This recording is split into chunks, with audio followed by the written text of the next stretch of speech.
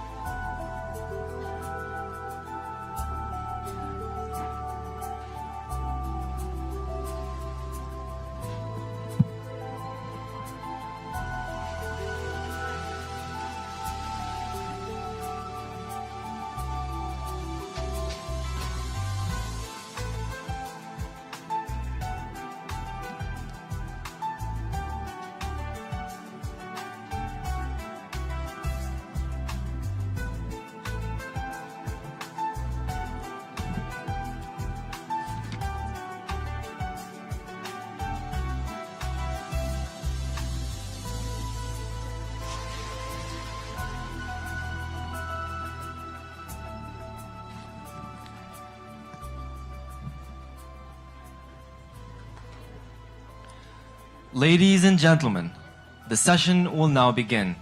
Please take your seats.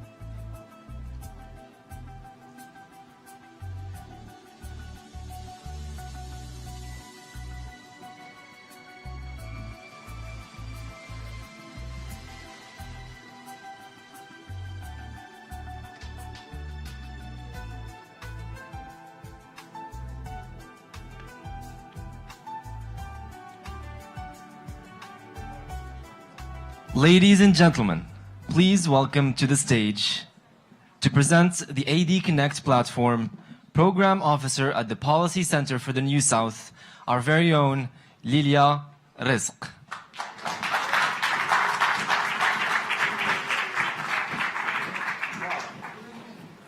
Good afternoon, ladies and gentlemen. I hope everyone's doing well. Welcome to the 7th edition of the Atlantic Dialogues Conference. My name is Lilia, Rizk, and I'm a Program Officer at the Policy Center for the New South. And it is my pleasure today to present the conference application. So I will invite you all to open your smartphones, your tablets, and to open the conference application if you have installed it already. If not, I invite you to still follow along, and our friends at SpotMe will be at the foyer. If you have any questions, if you've had issues downloading the conference application, I encourage you all to stop by their desk, which is located next to the Policy Center's library. So as you can see,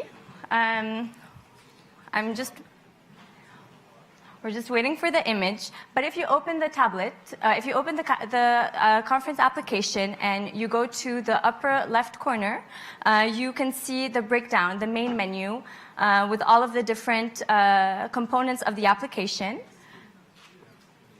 So I think we can see a little bit better right now. So I will go through the first 4 main features. There's the Atlantic Dialogues 2018 with all of the information that you need about the conference, namely the agenda, the conference speakers, the participants. So if you click right over here, you have all that information. So it's just taking a little bit of time to upload.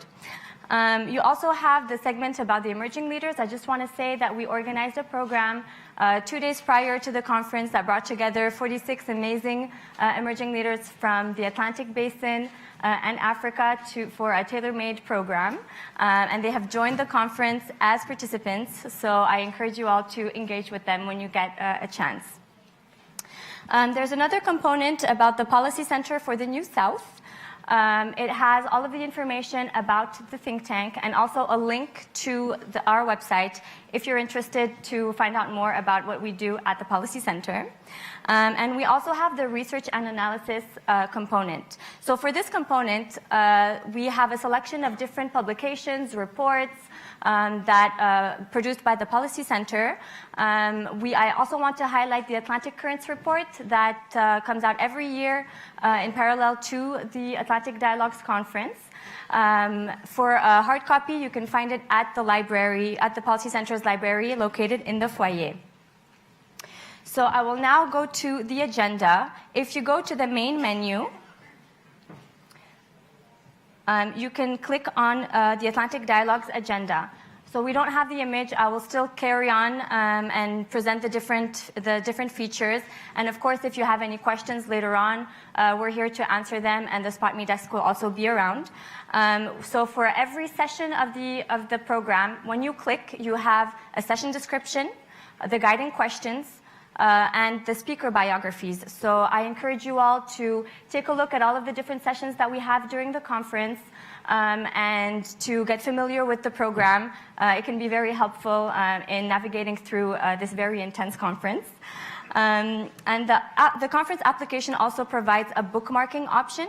So if you're interested in a specific session or in specific people that you maybe wish to meet during the conference, you can bookmark that specific session or that person that you wish to meet. And if you go to the bookmark section in the application, you will be able to find all of that information stored in there for you. In terms of logistics, as you can imagine, organizing a conference for 400 people is a tough task. We have a logistical component in the application with all of your information stored on there. So your airport pickup and drop-off times, the shuttle services. So all that information is there. There is also a Ask Logistics component. So if the information on your application is wrong, doesn't correspond to your flight, or if you have a particular question about a certain logistical component, you can click on Ask Logistics. There is an email address that is listed, and you can ask any question, and you will be answered in a very timely manner. There is also a very specific component to the application that encourages interactions between the audience and the moderators and speakers of the panels. Unfortunately, we will not be able to show it, but if you go to interactivity, there is both the word cloud and the voting component. And during the sessions, moderators will be encouraging input from the audience, asking specific questions. So we encourage you all to go to the interactivity and engage as much as possible with the moderators and with the speakers of every session. And lastly, the point that I'd like to make is the Atlantic Dialogues is also a community, and we want people to exchange information as much as possible and get to know each other as much as possible. And this is a feature that is also highlighted in the conference application. If you go to the business card section and you click on there, I don't know if people are still following on their phones, but if you go to the business cards and you click on the little plus that's on the top right corner, you can scan the QR codes that you can see on your badges. Once you scan the person's QR code and they scan yours, you have access to their information and you can contact them, their email address, their bio, and so on and so forth. So I highly encourage you all to do that. And there is also a part of the application, if you go to the bottom left corner, there's a Get Social component that has all of the Twitter, Facebook information of the conference. So we encourage you all to be social as much as possible. Let the world know that you're at the Atlantic Dialogues, and interact as much as possible. There's also a part with a photo gallery if you wish to share pictures from the conference with the entire audience.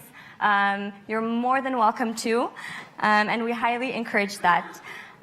We hope you use the application extensively because there's all of the information that you need about the conference, all of the descriptions, all of the people, the bios. So help us in trying to go paperless. Use your application. Once again, if you have any questions, the Spot Me desk is located in the foyer with right next to the Policy Center's library. And with that note, on that note, I wish you all a very pleasant conference. I hope you enjoy. And the Policy Center staff is around. If you have any questions, please make sure to reach out to us. We'd be very happy to attend. Thank you.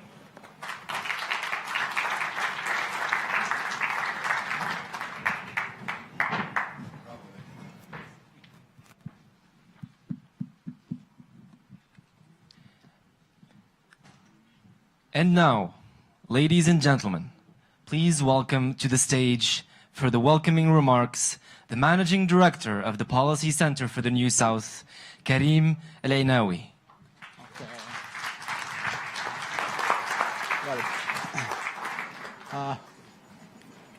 Good afternoon, everybody.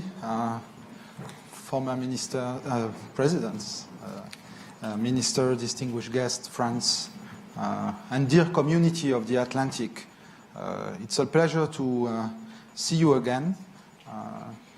As you know, this is the 7th edition, and one of the achievements of what we've been doing here is really to create a community, a sense of belonging together in something that is very special, that is not taught about actually in schools of international affairs, which is the wider Atlantic, the global Atlantic that includes the South.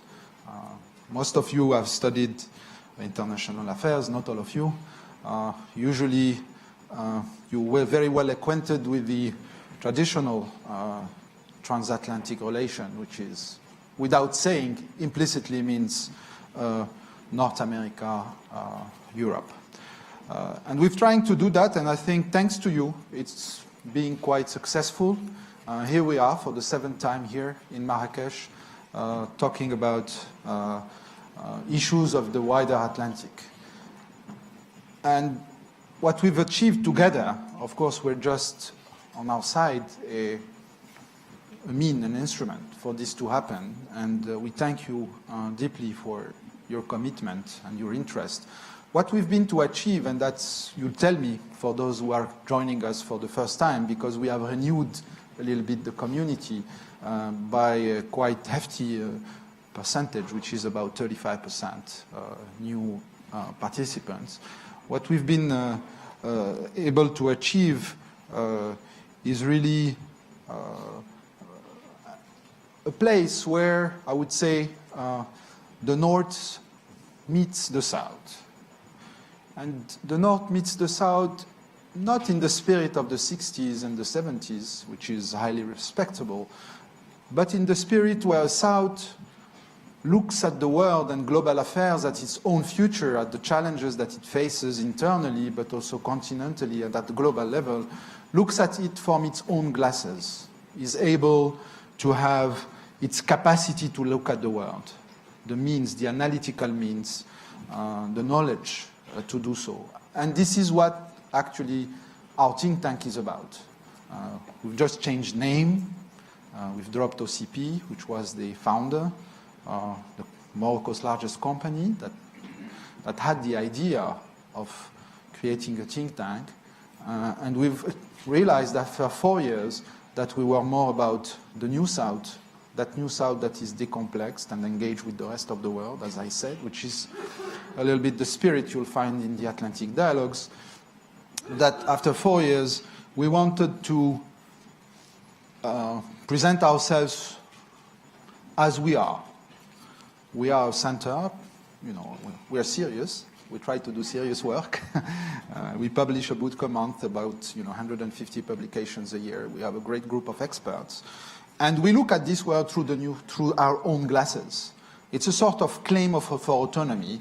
And after many discussions, we said, we want to incarnate that New South.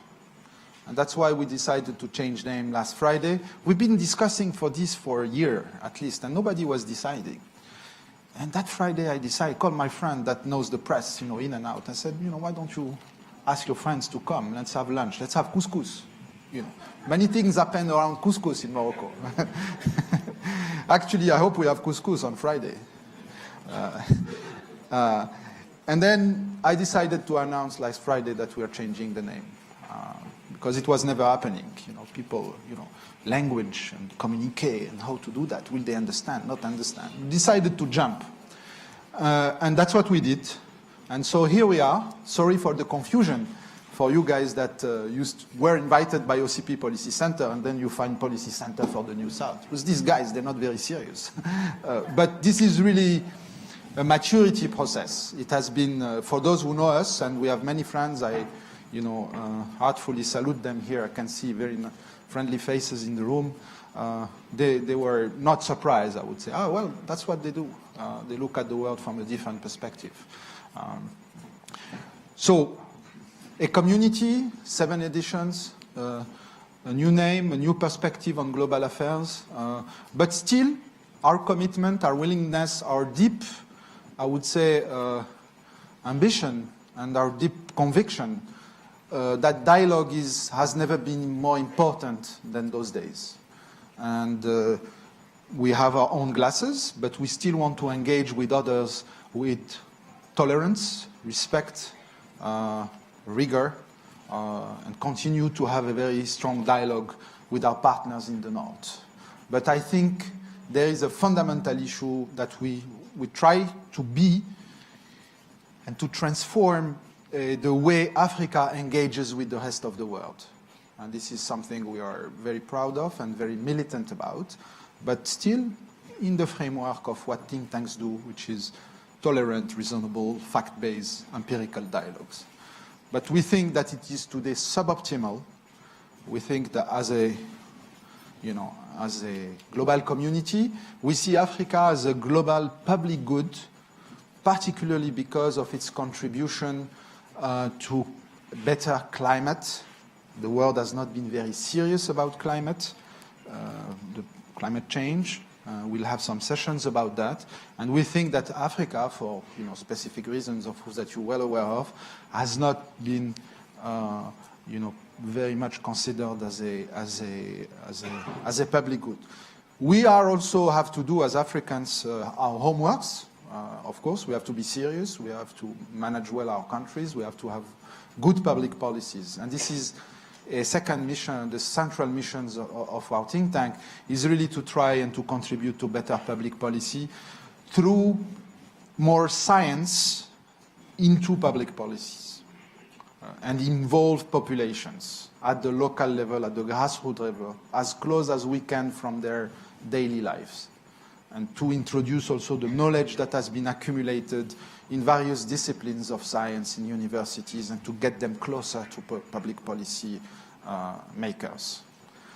So that's another, if you are interested about all this, please don't hesitate to reach out. We'll be here until Sunday, and we always like to have new partners to do things together. We do many events outside of Morocco, by the way, every year, not only here. In Morocco with many partners, not only on the African continent, but also in Europe and South America in particular. Let me welcome you again in Marrakesh. Looking forward to interact with you. There are many policy center people around. They're supposed to have these small pins, but if you can get one if you want. So I see Mubarak here. He has it. So if you want to discuss, Mr. Bassou, you don't have it. So they can, tell you more about what we are. And so you see another one is Marcus, Brazilian. He's a fellow at the Policy Center. Is here. Raise your hand, Marcus. Yes, you are here. Based in China. Mubarak is based in Dakar also, and is also a researcher with us. So diversity, different viewpoints is something that we cherish and that we try to actually even push further. So there is a very intense program. There are night sessions, etc. So if you feel you're losing a little bit, there's the app that Lilia, but we are also here to help you through the program, which has many side events and also night session beyond the plenaries that are taking place here. So it's my pleasure. Let me close here. It's my pleasure to welcome Mohcine Jazouli, Minister, Delegate Foreign Affairs in charge of cooperation. Please welcome Mr. Mohcine Jazouli for introductory remarks. Je peux t'asseoir ou te... Je vais aller directement.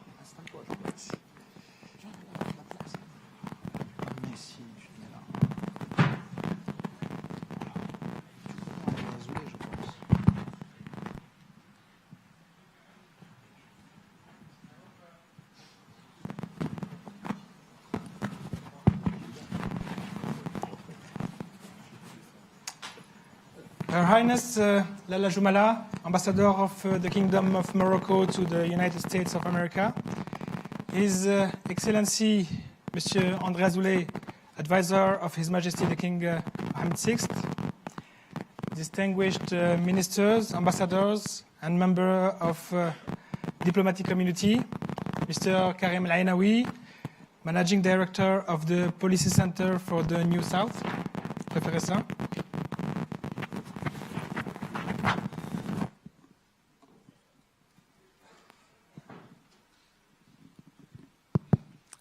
Excellencies, ladies and gentlemen, dear friends. Let me first thank the Policy Center for the New South for organizing this event. I would like also to seize this opportunity to congratulate you for the new designation of your think tank, which will open a new era. It is my honor to deliver a speech before so many talented and influential people. I have to admit that when I received the invitation and saw the topic of this year's event, Atlantic Dynamics Overcoming the Choke Points, it started making me think about how Atlantic Dynamics came to be and how we can move the dialogue forward by promoting the inter-Atlantic collaboration. Is the Atlantic merely a basin with 4 continents on its shores? I don't think so. It's more than that. It is a space that gathers people, civilizations, cultures that share a common history and destiny. This is how I envision the Atlantic Ocean. Having said that, I think that the Atlantic dynamics are yet to be developed, especially in this particular context and unstable environment where the world is experiencing a difficult time due to conflicts, recession, extremism, poverty, and climate change, just to name but a few. Ladies and gentlemen, historically, the Atlantic was thought to be the edge of the world, then became central in building European wealth, to end up at the heart of the 20th century geopolitics under the name of Atlanticism and the creation of NATO, North Atlantic Treaty Organization, says it all. Similarly, must just focus on both North America and Western Europe. Africa and Latin America have yet to be fully embedded in the Atlantic dynamics to make it complete. We can only bemoan the lack of communication and cooperation involving the southern shores of the ocean. In the meantime, the Pacific has risen as a predominant space for the economy and geopolitics at the cost of the Atlantic. The Pacific, thanks to strong will, leadership, and a clear vision, attracted intense north-south, south-south commerce and investment through many incentives. While its south continents are more focused on intracontinental concerns, we should develop a common vision and clear roadmap to broaden and further Atlantic cooperation, be it south-south or north-south cooperation. Excellencies, ladies and gentlemen, despite these choke points, to quote the theme of today's symposium, we have to take time to reflect upon our shared challenges, to grasp this sense of commonality. It is my belief that we can achieve more if we come together by focusing on what makes us similar. No matter what our differences might be, we have to make it a strength rather than a liability. I am adamant that diversity is a strength. Let's be honest. We are all facing the same threats related to climate change, to hydric stress, to desertification, to security threats, and to extremism. These threats have no boundary. They have consequences that affect all of us every day, whether we are from the north or the south, east or west of the Atlantic. If such challenges are not reason enough to make us work together and find solution, I don't know what is. Excellencies, ladies and gentlemen, in order to truly engage on Atlantic dynamics, we need to ensure that it is more inclusive of the southern shores. By being more inclusive, we will enable East-West, North-South, and South-South dialogue, and address our common challenges through consultation and cooperation. Such collaboration must entail frequent bilateral and multilateral meetings and fora. By tackling urgent threats, Atlantic dynamics can also be a source of wealth, development, and co-prosperity for all our nations. The Atlantic community needs to channel sufficient resources to invest in the future of African and Latin American countries as the only way to ensure the stability of our geographical space. In my position of Minister Delegate for African Cooperation, I would like to highlight Africa's place in Atlantic dynamics. Today, Africa offers growing opportunities for investors and has to play a central role in these dynamics. Let me remind you that several African countries are going through structural changes, amongst them good governance, democratization process, and economic construction to ease private investment and embrace prosperity. To put it frankly, Africa is the new frontier for development and growth. One third of the top 20 countries in the term of GDP growth are in Africa after all. In this regards, Morocco is more than ever committed to enable the emergence of Africa in line with the vision of His Majesty King Mohammed VI. Being a crossroad of various regional areas, the kingdom is a gateway to the continent and is playing an active role in anchoring Africa to Atlantic dynamics. As such, we are already carrying out tripartite cooperation initiatives involving inter alia, the United States, France, and China. We have to leverage the existing expertise on all shores to materialize such cooperation. Morocco, being also on the shore of the Mediterranean, have contributed in shaping the Euromed partnership set up by the Barcelona process that was reinforced by the Union for the Mediterranean later on. Those initiatives have definitively brought the two shores of the sea closer and helped develop free trade agreements with the European Union. We should leverage that process to promote African, Latin American cooperation and create a platform of dialogue. Previously, we had tried a bi-regional process, the Africa-South America Conference, also known as the ASA process, to bring together the southern shores. For now, the result didn't meet the expectations of the governments and the populations implicated. This is why we need you to pave the way for the rapprochement of Atlantic shores by making concrete proposals, by imagining new mechanisms and platforms of cooperation. Having in mind the upcoming conference on South-South cooperation to be held in Argentina in March 2019, this session of Atlantic Dialogues should take advantage that it gathers leaders, thinkers, and influencers to make concrete proposals prior to the conference. Such collaboration between eminent thinkers and governments has proven to be fruitful. Excellencies, ladies and gentlemen, it is only by redefining the Atlantic dynamics that we will be able to foster a sense of togetherness, create a strong community, and shape our common destiny. It's up to you now. Thank you for your attention.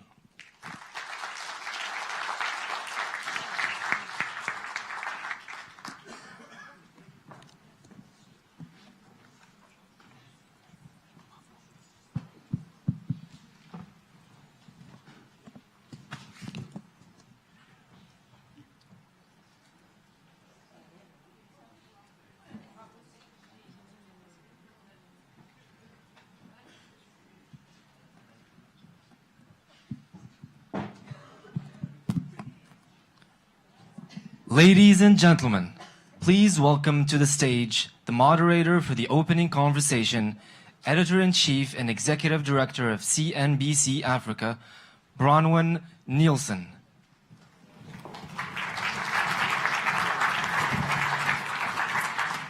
Good afternoon, ladies and gentlemen. It's a pleasure to be with you here in Marrakesh, Morocco, and we're going to jump straight into the opening conversation. It is my pleasure and privilege to introduce to the stage Madeleine Albright, Chair of Albright Stonebridge Group and former US Secretary of State. Please give her a warm round of applause.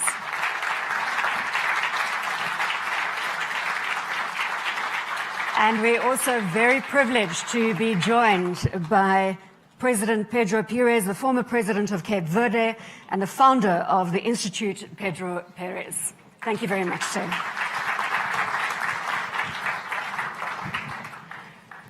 We've got 30 minutes to solve the world's problems. I've seen you very adeptly do that on a number of different conversations, Secretary Albright. So let's start with your view on globalization. Let's try and make some sense of a very, very crazy world. Well, I'm delighted to be here and honored to be able to have this discussion. I think I have spent a lot of time thinking and talking about globalization. It's a two-edged sword, frankly. I think many of us, especially those in this room, have benefited from globalization, which is our capability of going around the world and feeling that we understand what is happening and having a sense of being part of a much larger picture. The problem, I think, however, with globalization is that it's faceless. And we all want to know what our identity is. And so, and there are always descriptions about the faceless bureaucrats. And so I do think the identity issue becomes one. And I think we do all want to know what our linguistic, ethnic, religious identity is, which is fine. It's patriotic. But if my identity hates your identity, it's dangerous. And nationalism and hyper-nationalism are very dangerous. And so I think that's part of the problem. There are some people that believe that globalization is a four-letter word. It actually means cooperation across the board, but it does have this double-edged sword aspect to it. Which side of the sword do you firmly sit in today's politics? Well, in today's politics, it's very hard to just firmly be for globalization because there are issues in terms of how it works and whether, in fact, those faceless bureaucrats are responding to what some of the people's needs are, because we are still operating on the basis of nation states.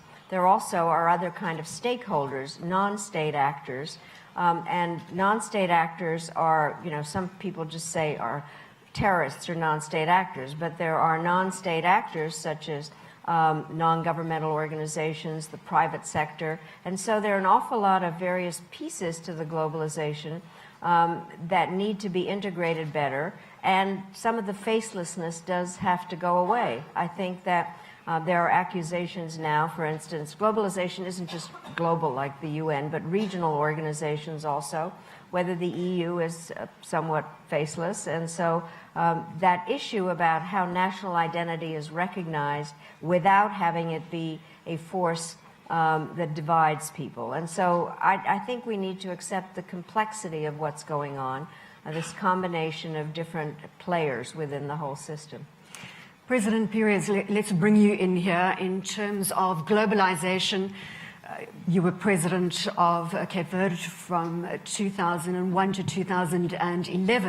And I think it would be great if you share your experience in terms of globalization and the impact that it had on Cape Verde, given the great performance that we've seen. Mondialisation, ce n'est pas un phénomène nouveau.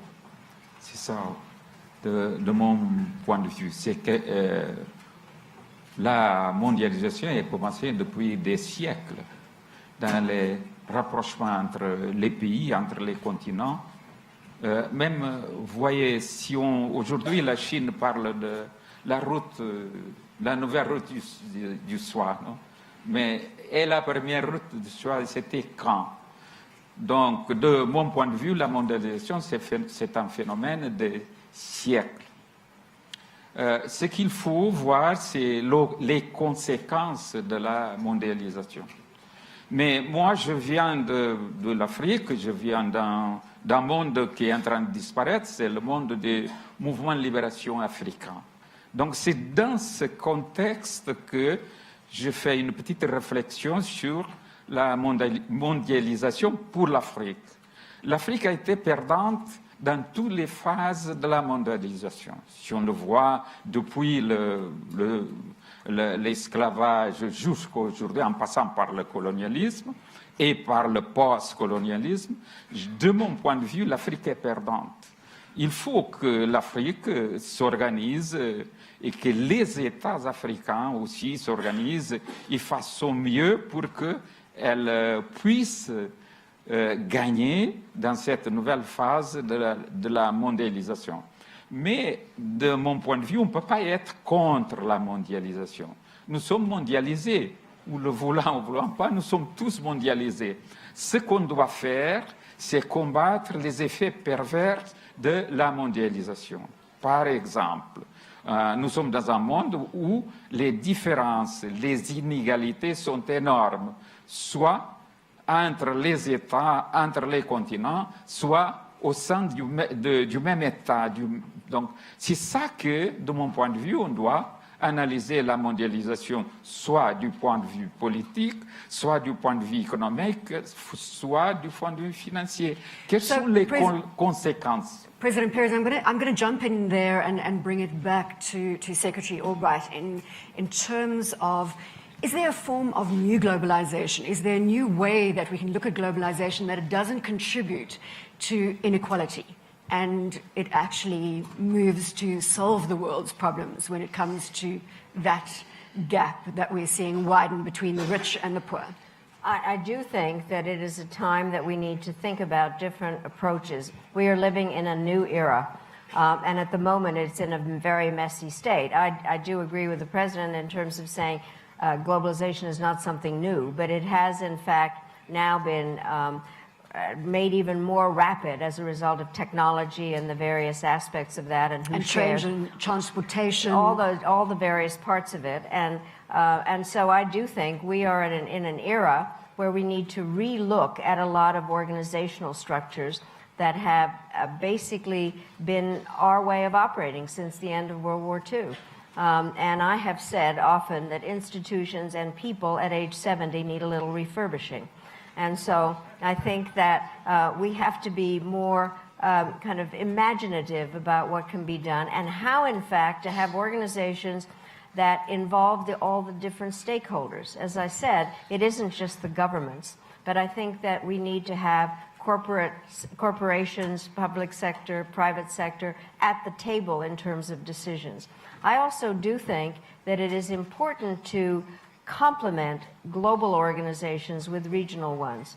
And I think the various ones there's some in Africa, but there are some in a variety of different places. And so I think we need to kind of re-look at how organizational structure works and not be afraid of it, and not be afraid of a new era, and not expect instant answers. It also needs to involve our populations much more. One of the differences between the earlier iterations of this was that people didn't think about the public. And if we are going to operate primarily with democracies, then we do need to have more public support and public understanding, which means there needs to be better education. President Pires, in terms of the Atlantic Basin, do you think that continued trends to globalizations can lead to a better, more equal environment? If we take the cue from what Secretary Albright is saying, in that we need to work together to forge a new roadmap and realize that globalization isn't going to disappear. We have got technology, we've got changes in transportations, we've got integrated supply chains. We can't build a wall, as former President Barack Obama said, around globalization. We're going to have to embrace it, but maybe use it to further broader objectives for inclusive growth.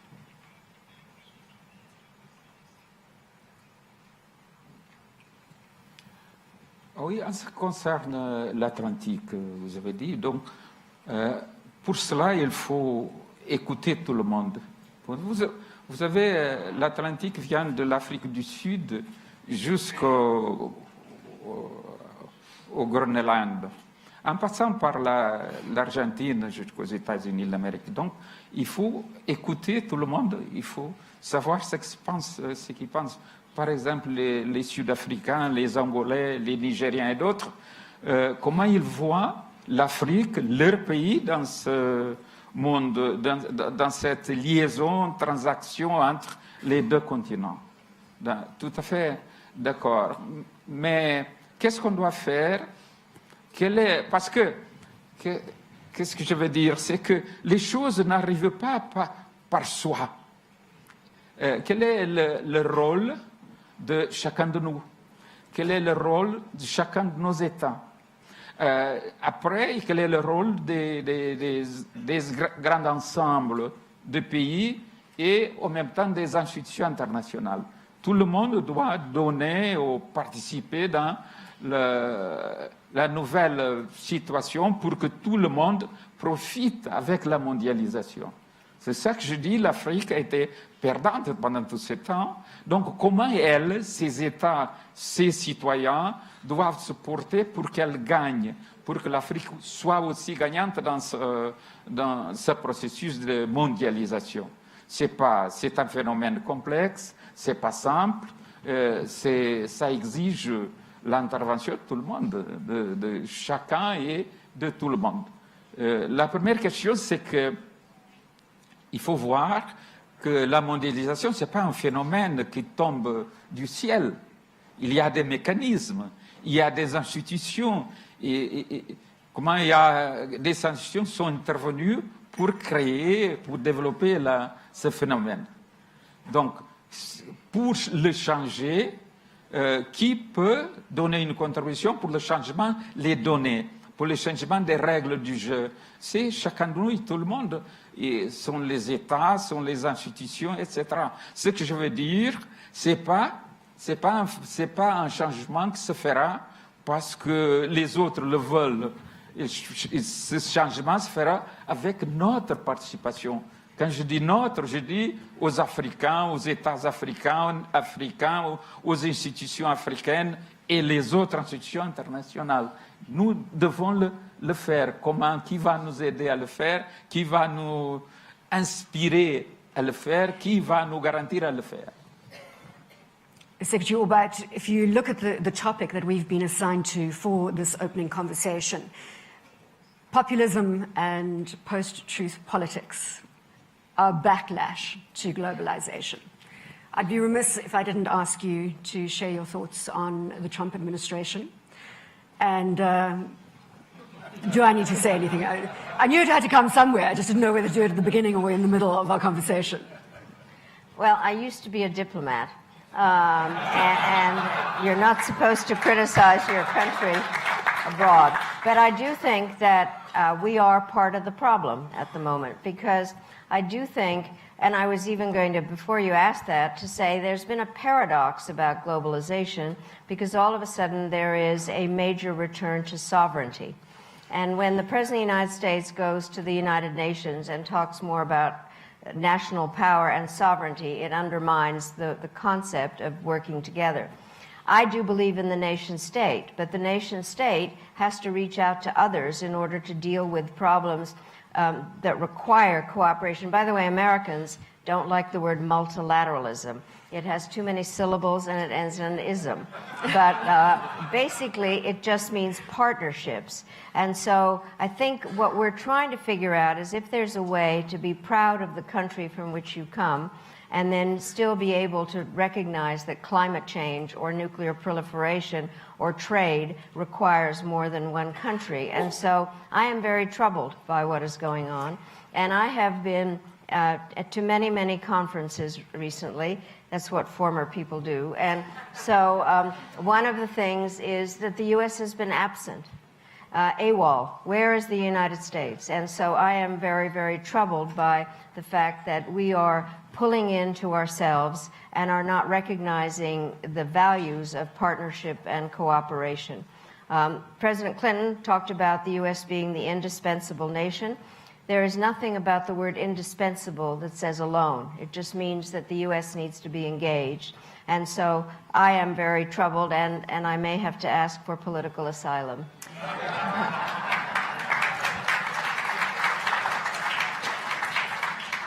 My follow-up question goes to an interview that you did on CNN in July, where you said that you have trouble understanding the current president of the United States in terms of the words that he uses. It's difficult to understand. Could you just close out on the subject, then I promise I'll move on so that you don't have to ask for asylum today?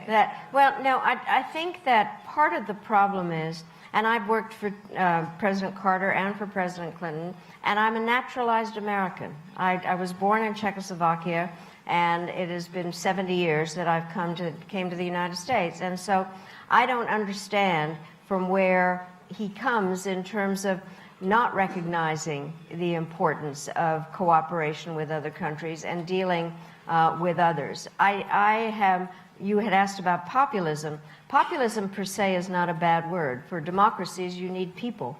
And I think the question is how one reacts to it and to what extent you bring in the people and their views. And so I don't quite follow what is being said by the President of the United States. And I am troubled because I am a patriotic American, and I do wish to understand it, but it is an approach to the 21st century world that doesn't make sense. The other part that I have to say, and being in a conversation about the Atlantic, the United States is not monogamous. We are a Pacific and an Atlantic power, and I think that many of the countries here are, and I do think that we need to see the world in its largeness and the possibilities that exist.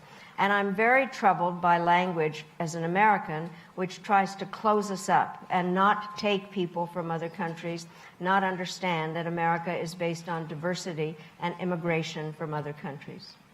President Pires, what impact is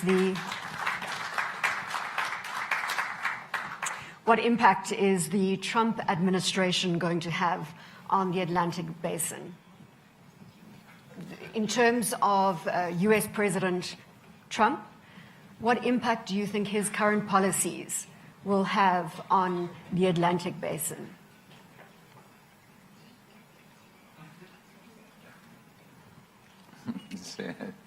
C'est difficile. Hein? Vous posez une question difficile. La question à qui je ne peux pas répondre, c'est que est-ce que l'actuel président des États-Unis, c'est quelqu'un qui a une politique isolationniste? Est-ce que c'est ça? Je ne suis pas sûr, mais je crois que la politique étrangère de l'actuel président des États-Unis aura peu d'impact dans cette région du monde, mais je ne connais pas tellement la politique des États-Unis en ce qui concerne ça, mais je vois qu'il y a plutôt d'autres préoccupations. Ce n'est pas la priorité, peut-être, pour le président des États-Unis. Je crois qu'il est préoccupé avec l'extension d'autres puissances dans le monde, qu'avec la Chine, par exemple, peut-être avec la Russie et d'autres, parce qu'il pensait que les États-Unis étaient seuls dans le monde. Or, nous sommes dans un monde nouveau où les États-Unis ont maintenant son pouvoir, son poids, mais il y a les autres qui montent. Ce n'est pas la signification que les États-Unis sont moins forts, mais les autres sont plus forts en ce moment. Et quelquefois, les Américains ne comprennent pas ce rapport. Ce n'est pas que le pays est moins fort, mais les autres sont montés, comme la Chine, la Russie, même l'Europe, l'Inde et d'autres, ils sont montés. Donc, il y a un plus grand nombre de puissances. Une plus puissante, mais les autres sont assez puissantes. So I want to get Secretary Albright's comment there on the global order, just to close out this conversation in terms of how you see things unfolding from here, given what President Pires has said? We've got China, we've got the US vying for the superpower status. How do you see things going? Well, I think there's no question that there are other powers in the world, and which is what I had said, that I think as an American that we would be stronger by having partnerships with a number of different countries. So what bothers me is the vacuum that has been created by the U.S. not being as present as it should be in the Atlantic and the Pacific. And then that gives a different view to the other countries that they can take over. I have spent a lot of time, both when I was at the UN and then as secretary, in trying to work out ways to have a really functioning relationship with China. We tried with Russia. And I think that it is important to have those kinds of engagements, but not as a result of the fact, as the President has indicated, is kind of a way that the U.S. has not been there, has kind of abdicated the role. The interesting part, I think, people don't understand about the U.S., we don't want to be the policeman of the world. We do, however, want to be, many of us, partners with others, and that's where I miss what is going on, a lack of, that it's a source between either being an isolationist or being a policeman. That is not where I think America should be, and I think that part of the problem that we're having is that the international system is out of kilter at the moment, and the U.S., as I said earlier, is not playing its role, and I think that there's not enough going on. I do think what is an interesting question that's come up here and was mentioned earlier is the new kind of South-South relationship, a relationship of Africa with South America, the G20, a number of different organizations that are springing up, that are ad hoc, that are taking the place in terms of trying to get some kind of rational order out of globalization. And I hope the United States is more positive in its approach to that. So maybe that South-South cooperation will lead to a new global order down the line. President Pires, I'm coming to you in 1 second, but I do want to stay with you. Your book, Fascism, was released, and a warning. I think it came out, correct me if I'm wrong, April 2018. Yes. It's already a New York Times bestseller. Give us your fundamental thoughts. I know it's very difficult to summarize a book, but I mean, this is very topical in terms of what we are discussing right now. Well, the book is called Fascism, a Warning. It has a very bland cover, black and red. I decided that I wanted to go back in history to understand a little bit what created fascism. And it obviously began in Italy, but part of it was, and I think that people were unhappy with the situation primarily after World War I, what the situations were in different countries. And what I found interesting in the historical research, that Mussolini, Hitler, and Franco came to power constitutionally. They were asked to take over because, in fact, there were serious problems in the countries. And then I have been dealing also with the modern version of it, which is Hungary, Poland, Philippines, Venezuela, Turkey. Everybody was elected. And so my book is really a warning, trying to figure out what are the signs of fascism. And I think the signs are when there are problems in society and you have demagogic leaders that make the divisions worse. That exacerbate the divisions because they identify themselves with one group at the expense of another. Democracy is not just majority rule. Democracy is majority rule and minority rights. And I think when the judiciaries, I just was reading the newspaper in terms of what just happened in Hungary yesterday, where again, Viktor Orban, who used to be everybody's favorite dissident, has now decided that the judiciary is completely under his control. Same thing happened in Poland. And so it is a warning. And the best quote in my book is actually from Mussolini, who said, if you pluck a chicken one feather at a time, nobody notices. And there is a lot of feather plucking going on right now. That says it all. Yeah.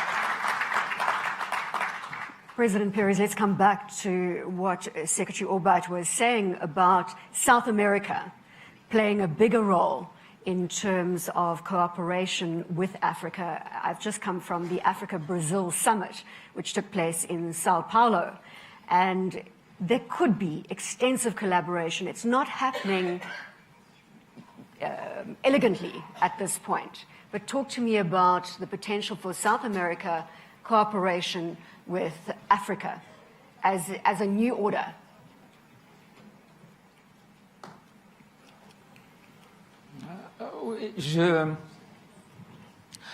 Je pense que l'Afrique doit s'intéresser un peu plus de l'Amérique latine. Pas seulement pour des raisons économiques, financières et d'autres, mais pour raisons qu'on appelait humaines.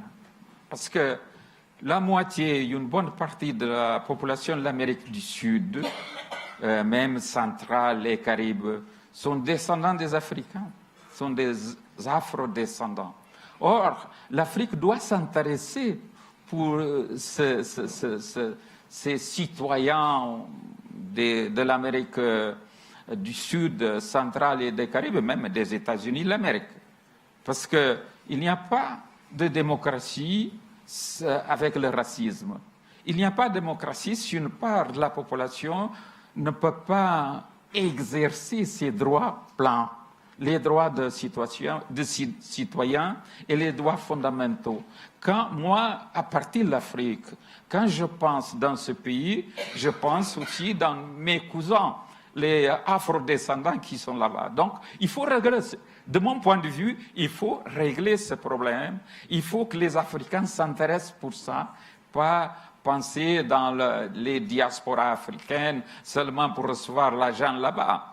Il faut une coopération solidaire avec les afro-descendants, premièrement. Deuxièmement, je vois, oui, il faut rétablir les liaisons de coopération, du commerce et d'autres entre l'Afrique, les pays de l'Afrique du Sud, Sud-Afrique, et avec l'Amérique du Sud, et avec les deux côtés des rivages de l'océan. Mais il faut le faire pour dépasser ce qui a été fait des siècles arrière. Donc, il y a, en pensant dans le futur de l'humanité, il y a un effort à faire, pas seulement du point de vue sécurité, du point de vue économique, mais du point de vue culture humanitaire. Il faut qu'on fasse cet effort dans les deux côtés, dans les deux rivages de l'Atlantique. We've got 5 minutes left till we close out our conversation, and I don't want you to step off the stage and think, I wasn't asked the right questions. Yeah. So if you were me right now, what question would you ask yourself? I think that what we should be asking ourselves is what really is happening in Africa. And I think that it is remarkable in terms of a rising Africa and a new Africa and a lot of the different conversations that I've had. And I've just come from King Mohammed VI Polytechnic University, which I think was, to put it in vernacular, blew my mind away. It was just really fantastic, because one of the things that I think we need to talk about is the potential of Africa with a very young population that is now being educated and is in fact really ready to play their role, both as nation states and within the initial question of globalization, and needs to be taken very seriously, not patronized, not kind of being a problem, but a part of the solution to some of the issues that we've been talking about. One of the issues out there now is migration, is one that is complicating many lives and walls and things like that. The bottom line, though, is that I think most people want to live in the countries where they were born if they can make a living and have pride in the countries where they are. And I've been very encouraged by what I've seen and read about in terms of what's happening in Africa. So I'm delighted to be a part of this. And I really do think kind of seeing it in terms of an Atlantic dialogue as well as pride in country. And so that's the part about when globalization works and there are nation states that want to be a part of it and share the riches. So you lead perfectly actually into the next discussion, which is coming up on the demographic dividend and the contrast between the North and the South. The African population is set to double by 2050. And you've hit the nail on the head in terms of saying that education is the underpin, because that young population in Africa needs to be skilled, either to earn wages for themselves or to employ other people. Entrepreneurship. Education's got to be at the center of capitalizing on the youth dividend. But also there's the health element. So policymakers have got to cater, and I'm encouraged by what you're saying, is that you're starting to see that happening across Africa, where governments are providing for their young citizens. Well, and I do think that part of what goes on, I mean, there are always discussions, and to go back to what I had been saying earlier about fascism, the social contract is broken in many places. Countries came together, or people gave up their individual rights in order to have some kind of service from the government, and that has not been happening. And so I think that as governments are elected and responding to the people, and there's education of the young people for jobs and creating the jobs, I think we are on a good path. I have to say, having just been over at the university and having lunch with not only the students from Morocco, but having their young people from Nigeria and Kenya, and seeing their capabilities of exploring new scientific subjects, and having the freedom and also the value of education for jobs and lifelong learning. There's so many wonderful things, and I think we should be celebrating the new Africa.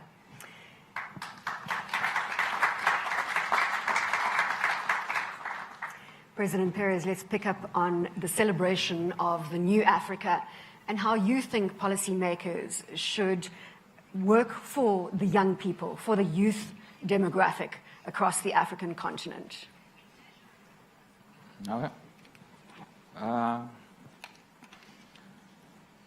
Après les années 60, l'Afrique est en train de construire ses États pas nations, mais sont des États pluriels. Le grand défi, c'est trouver l'équilibre entre les diverses composantes des nations africaines. Le processus de construction des États souverains africains a été un processus complexe et long.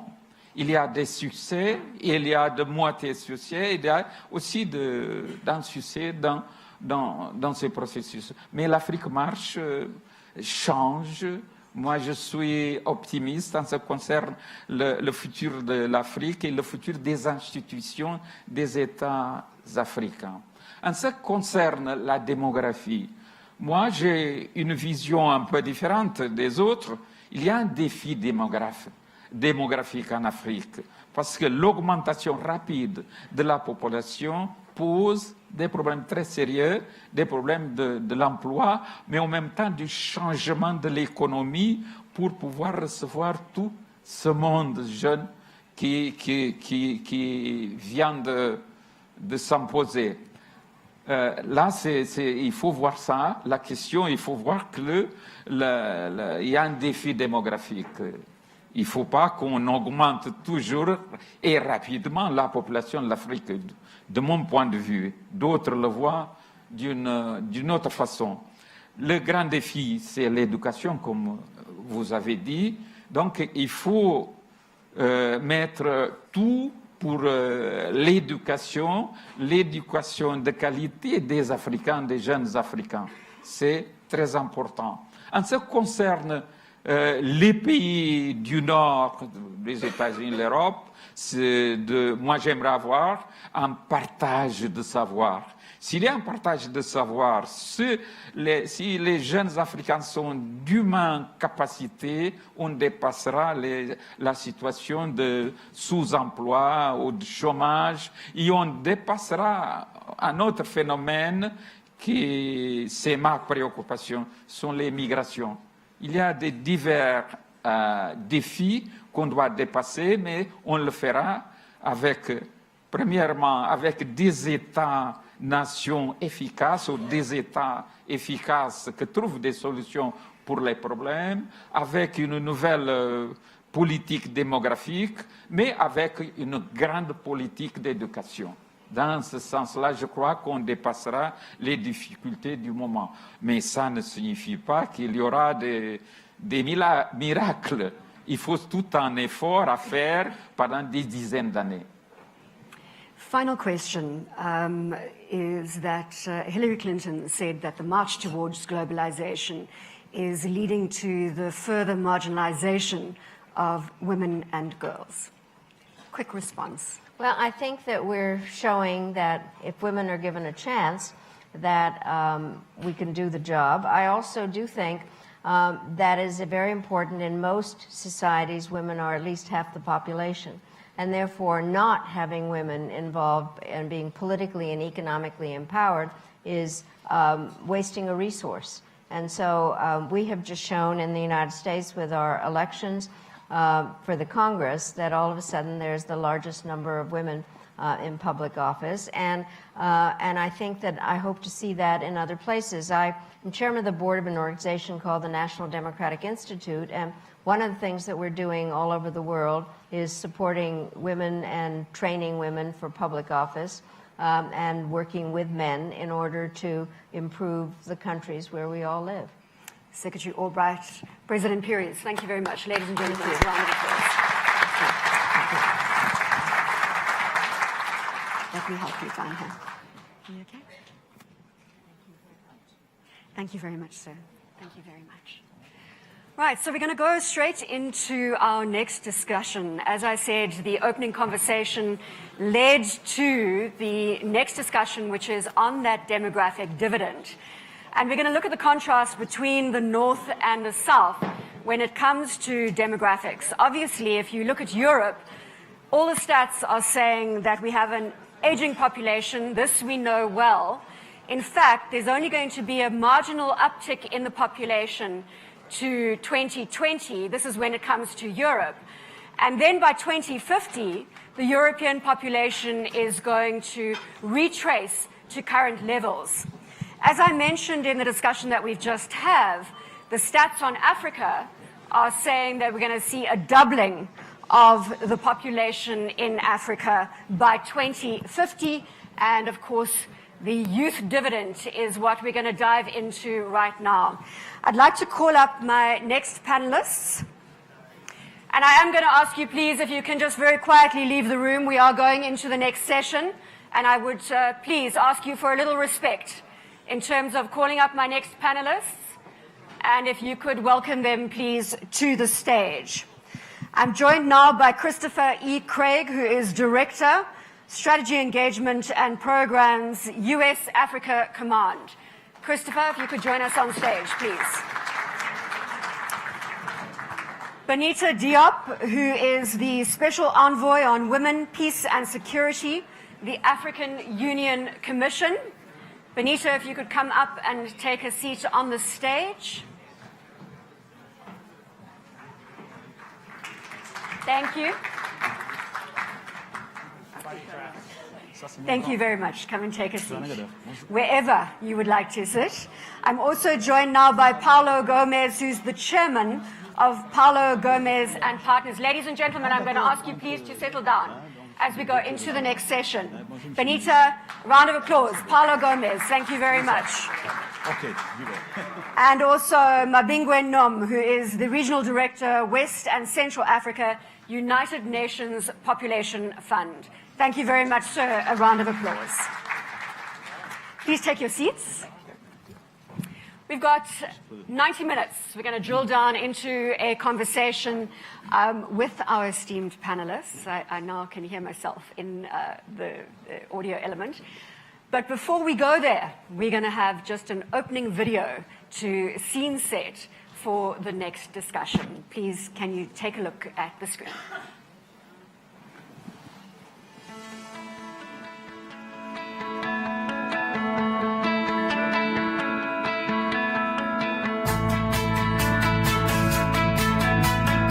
There is a stark contrast when it comes to demographic trends across the Atlantic Basin. On the one hand, northern countries are facing an aging population due to the growth of healthy life expectancy along with low fertility rates. On the other hand, southern countries of the Atlantic Basin are still enjoying a demographic boom.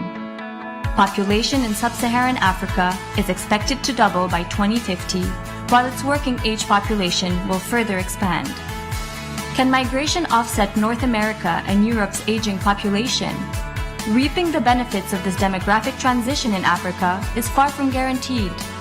What priorities should African leaders consider? How can African policymakers mobilize sufficient financial resources to fund their ambitious investment programs in education and health?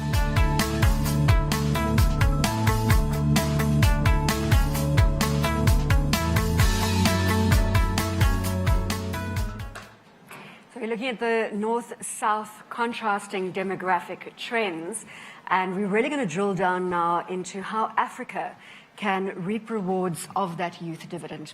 Benita, I'm going to start with you, given where Secretary Albright ended the conversation, and that is around the fact that half of Africa's population is female. And we need to ensure that we appropriately cater for women and young girls as we harness that youth dividend. This is what you spend a lot of your time doing. Good afternoon, and thank you for this invitation. I'm very glad to be part of the conversation. When it comes to the issue of gender, because sometimes we need to look into economics, Africa loses $95 billion a year, 95 billion, because of the gender inequality. So that's real. When it comes to the young people, recently, I think the report that Bill and Melinda Gates did on the youth, that if Africa don't invest in the young people, we are going also to lose in terms of economy. So that's the reality that we are facing. African Union, because it's good to put it in the context, we have Agenda 2063, the Africa we want, an Africa which is peaceful, an Africa that put women and young people at the center of the development, Africa that is prosperous. But in reality, and we put the young people as the first in the discussion of the agenda, and the women. But when we come to the reality, I visited recently many places as a special envoy of the AU. I went to the Lake Chad Basin. I went to the Sahel, and I went to Somalia and the DRC, but also South Sudan. But deep, not just the capital, but inside, in the northern of Nigeria. So the young people, which we know that it can be the demographic dividend, as they say, and we benefit from them, but they have been used by those extremist movements. And the women, and the young women, and I have met many of them who escaped. Well, some of them were suicide bombers. You can see the young female that have been used or misused to be suicide bombers. I met some in the Lake Chad Basin.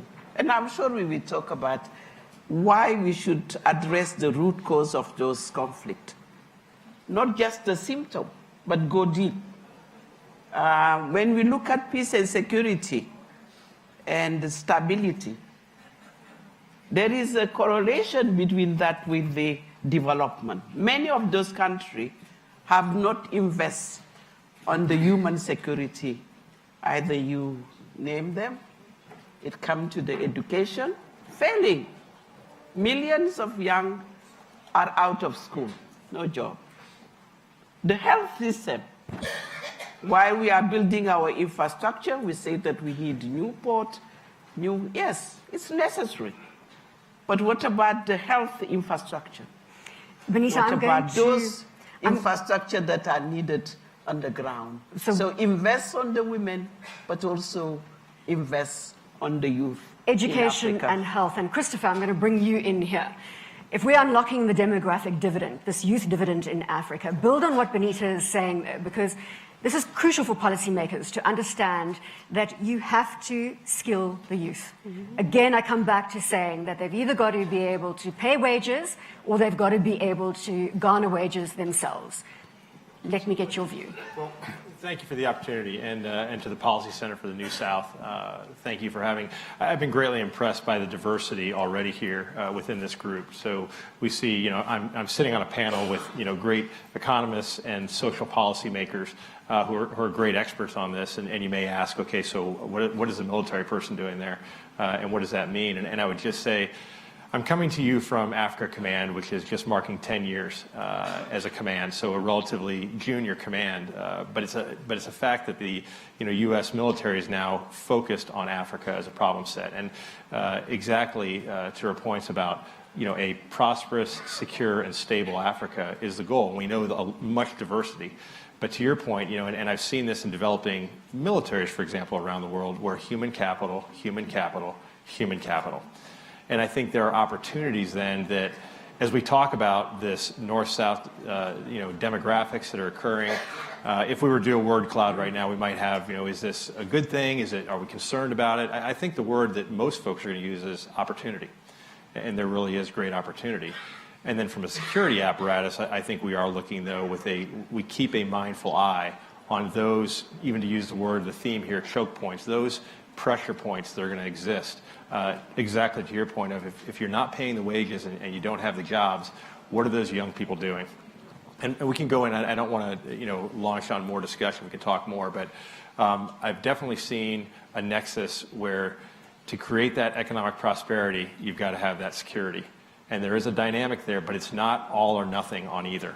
And that is where you'll definitely see for Africa Command, we're looking at one of our key themes is, as my boss, General Waldhauser, will say, is we're not going to solve a lot of problems on the continent with military.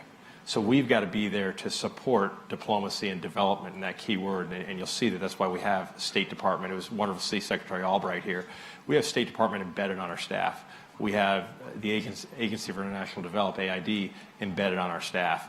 And so lots of programmatics, and then we can get into the details of those things that happen inside of a military that can help a society and help a nation to give opportunities and also develop professional forces.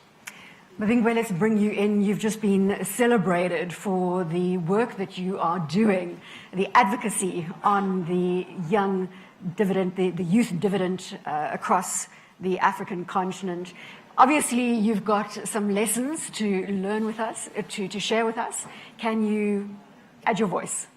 Oh, thank you very much for this opportunity. I'm really honored to be here. I want to make 2 or 3 points. The first point is Africa is facing 2 major challenges. One is climate, and the other one is population. While there is very limited thing Africa can do on the climate side, Africa can do everything on the population side. As my predecessor have flagged, the population issue is the one thing that can change everything in Africa. Because as long as women will continue to have 5.5 children, there is no chance for Africa to make progress in terms of the coverage and the quality of social services. And as long as we face challenges to address access to basic services, I think we will continue to experience fragility, larger number of crises, more investment in crisis, and bigger gap in terms of addressing the crisis. Now, the good thing is, and I was saying yesterday in Dakar, and the night before, when I met a group of 20 parliamentarians from across the world, that I have never been so optimistic for 2 reasons. The first one is the African Union head of state have agreed on a roadmap to harness the demographic dividend. And I think in 29 countries, the roadmap has been already launched. And in the 9 countries of the Ouagadougou Partnership, where I spoke yesterday, and I will be closing the meeting tomorrow, they have not only launched the roadmap, but they're already initiating some very ambitious initiatives that have the potential of transforming the lives of the people. I want to stay with that for a moment, because it is one thing. We do a lot of talk in Africa, this we know. and in the Atlantic Basin and globally. But what I like is that you're saying there's implementation in harnessing that demographic dividend. It is starting to happen. Are you encouraged by the fact that it is now beyond just a roadmap, beyond a policy document? No, plans are being implemented. No, definitely. We have, for example, in the Sahel, this very encouraging partnership with the World Bank. It's being coordinated from my office. And we start with 6 countries: Burkina Faso, Mali, Niger, Chad, Mauritania, and Cote d'Ivoire. Now Benin is joining, Senegal will join. It is an opportunity for the countries to move on the ground implementation. That's one. But it's not enough, as you allude. We need to have these countries focus. And I don't mean only focusing in terms of the commitment, but they need to put their resources in their priority. But I have to be transparent. They cannot do it alone. They cannot do it alone. I think it is an opportunity for the international community to support this effort, because today we have a unique opportunity when they engage, they committed, they convince, they have issued themselves a paper called the roadmap. I have a copy here, and I think they're implementing it already. But we have to be clear. They cannot do it alone. They have to mobilize everyone internally, including the private sector, local communities, religious leaders that constitute an incredible resource in terms of their ability to drive change from the ground, but also the international community have a major role to play if we have to curb the number of crises and the amplitude of the crisis. So I've just come off the stage at the Africa Investment Forum, which took place in early November in Gauteng in South Africa. And there, the overriding premise was on deal-making, on transactions. And we came away with a mantra, which I think is also appropriate for this forum, and that is speed up, scale up, and synergize. And that's to your point, Mabingwe, is that we have to synergize and get all stakeholders together, all actors, to work to a common goal. But we have a time issue on our hands, don't we, Paulo? We were in Brazil just 2 weeks ago on the same stage, and we were talking about the youth demographic and how we have to execute quickly. We do not have time on our side. And we know the result of not catering to the youth needs. We've got the likes of the Arab Spring, which come and remind us very clearly that we've got an impatient young population. Paulo. Well, I think the good news is that we, as Sangom was saying, we have more or less a roadmap now in terms of Africa 2063. It's a good narrative. It's a strategic plan, and the military knows the importance of strategy. Now we have to move in terms of tactics. Okay. And I'm going to jump in right now, though. With all due respect, 2063, ladies and gents, is a long way away. That's true, but you know, you're making a big mistake if you focus on the short term. It's important in a nation, in all our nations, as Africans, to have this long-term view. Now, you remember on this Agenda 63, you have 10 years of key steps that has to be taken. So what you need to plug into those key steps is the sense of urgency, because we have a problem. The narrative about the population doubling in the next 30 years is sometimes seen as a huge opportunity. I'm very skeptical about it. I think it's good to have consumers. We are talking about something in the region of 300 million people in the middle class, but we are not growing enough to be able to meet the need for job for these 20 million something people coming, young people coming every year. And these young guys are very impatient. And we had a good discussion with General a few minutes ago. If you look at many of our countries, at some point we had the sense of national unity. And one of the platforms was the army. Although I'm not making here a big advocacy about going back to the national service, but there was a platform in many of our countries where the ethnic groups will meet to create that sense of a nation, apart from education, where we know that this is where we need to invest. The first priority is to just plug $1 million, $1 billion into education. But the sense of nationhood One of the platforms is the military service, where people can interact and create that sense. But unfortunately now we are not having it now. And that's why, because we are not creating enough jobs, you have this army of young people in the neighborhood in our countries, smoking weeds, drinking attire, all these things, and being very much impatient. So my worry here, I'm saying, is that we have a good plan, we have good narrative, we have a problem of execution, but I don't think that our economy will grow fast enough to be able to absorb all those young people who will come into the market. But we have to talk about this urgency element, because we cannot just say that we have this roadmap and we've got to look to the long term. There won't be a long term if we don't cater for our young people. And Benita, I want you to come in here. Do we have enough young people in administrations across the Atlantic Basin? Because that would be one criticism. If I take it away from all of the conversations that we're having over and over, where are the young people in these conversations? Because they are the majority. Let me just go back to the investment, because I think that is very key. The matter of urgency, but also the investment that is needed. When you visit many of the country, the leadership which is committed to Agenda 2063 will more talk about the military. And I'm sorry, we like the military very much, and that's not the issue. I didn't strategically seat you there, Christopher. Saying that we need to look into the developmental agenda critically, to make sure that we invest. Many will tell you we are more buying arms because we need to defeat either the fundamentalists, the extremisms by military. It's not sufficient. We need to go back to those. For example, we just launched in the African Union the Peace Fund, because we need to ourselves invest into our military operation, but also in the development in post-conflict reconstruction. Could you imagine that one of the studies was done by President Mbeki, the illicit flow of our resources outside the continent, 50 billion a year? So if we are able to bring back the money of Africa and put it in this basket fund, that can also help the youth, because the investment of the youth is critical.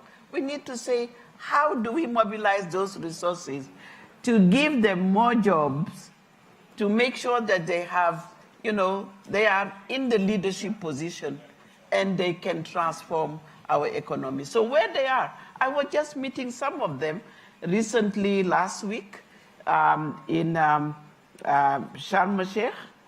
Many of them have startup innovations. Of course, they need investment. Many of them are saying, yes, we have ideas, brilliant ideas. We have started a lot of small and medium enterprises, even though for the women we are saying there is nothing small about us. Nothing micro about the women of Africa. We are not micro, but we are also saying that we need the big resources for the young people, the big resources for them, invest on them, and that's where the private sector should come. We say private sector should invest and believe on the power of the youth and the power of the women of this continent. Christopher, I know you want to come in there, but Benita, you still haven't answered my question about, are there enough young people that are being placed in administrations? You look at the current Nigerian election, which will take place in February 2019. And the candidate, Atiku Abubakar, who is now challenging President Buhari, is placing his campaign around young people. His promise is that there are going to be young people in government. Now, isn't that one way to fast-track catering for young people? And I see we've got a shaking of our head there. Benita?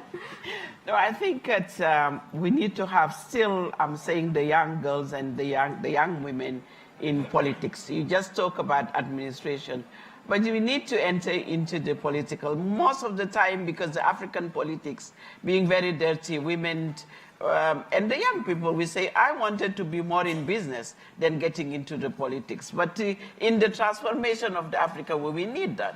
But we need to create the space. I was talking to the young people in this room, that because we have majority of youth into in the room that have been invited, and this is great to be part of the conversation. And I was asking, what prevents the youth to get into politics? They said, and we need to go back, not just in the affirmative action, but into the party politics. You need to go into the political parties and start from there.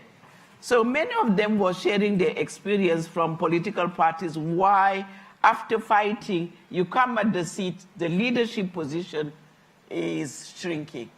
And at the end of the day, you find yourself not being sitting at the parliament or not sitting into the leadership position. So we say, yes, we need to empower them enough, build their confidence, so they will be in the political agenda as well. Enough they are, but we need to open space for them, more space. But enough numbers, yes, they are. Christopher, you wanted to make a point, so go back to where you were going to jump in, and Mangpingwe, we're going to come to you.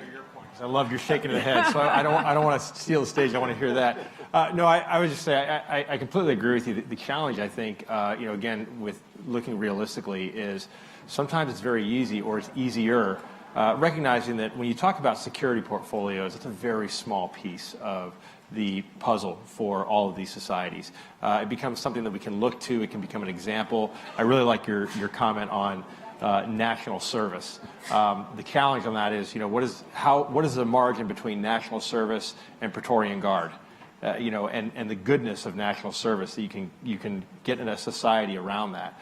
But I agree, and my point was, I think it's difficult because it's very easy to go after money that can make, even though it may be a couple-year program for equipment or training, it's very easy for leadership to go, yep, I need that, I will get that, I can attain it. It's much harder to convince them of the value, and this goes to a discussion we had backstage of how do we start proving that these programs, to your point about what can we do near term that proves these programs play out, and that an investment of this much money, which is very small relatively, it'll still be big money, but relatively is so much less than having to pay for all the security apparatus and the conflict resolution mechanisms that are so costly. So, but anyways, and I know we talked a little bit about the youth leadership as well, but I'll turn it back over.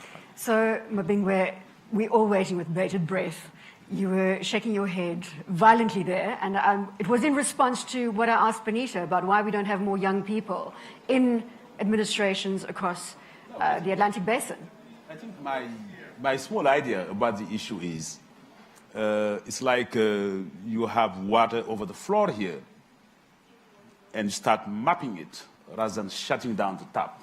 So you're going to come back, you're going to come again, you're not fixing the issue. So the point I want to make here is, I'm not sure that we can count on, I would say, the civil service or even the private sector to address the issue at hand. I think we have to be a strategy. Because between Nigeria and DRC, you have 15 million young people not going to school. That's a major liability. We are at the heart of the Lake Chad Basin. If you go to Mali, we have also some extraordinary needs that have not been met. But let me give 3 examples very quickly. I organized a workshop with the highest authority in Côte d'Ivoire, government. And one mayor told us they have 300 births a day. And I told them, 300 births a day means you have to build a classroom at a school every single day. Because 300 births a day means a school, 5 classrooms, 6 classrooms of 50 students. That's not possible. So talking about jobs is not really the issue, because the job is just one of the aspects, one of the issues that have a cause that have not been addressed, that is really high population growth. If you go back to Niger, you have a need to build a 500 classroom. By the time you finish, you have a need of 1,500. Giving the impression that you're not making progress. So if I made you president of the Atlantic Basin right now, what is the policy that you would put forward to solve the situation? No, I think first I will deal with child marriage. I will deal with girl education. I will make sure women have access to family planning.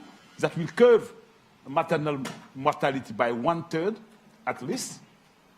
And I will make sure that girls stay at the school. And then I will have a program that will invest in youth employment, youth empowerment, address the policy issue so that governments and partners put the money in places where they are the most instrumental. Of course, we tend to deal with the issue we see, but not the issue that are the most strategic. And I think it's a collective responsibility. Talking about, let's say, the military, for instance. I used to be the emergency director in UNFPA for 8 years. And I have had a chance to see all of the crises. But I do believe if we come up with a much more balanced portfolio, what we're doing in the response, in recovery, and in prevention, we can do a better job. We spend, for instance, whenever we spend $1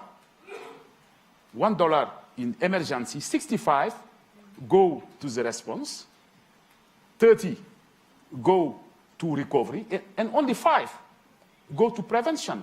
Prevention today, when you talk about resilience in the Lac Chad Basin. So let's pick up on that prevention, because Paolo, I want you to come in. Benita, you're going to add afterwards. And you spoke about this, the narrative, and Benita's also spoken about Agenda 2063.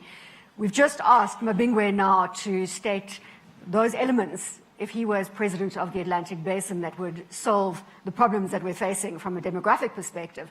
Are those issues or are those elements in the narrative as far as you're concerned? Because you spend a lot of time advising policymakers.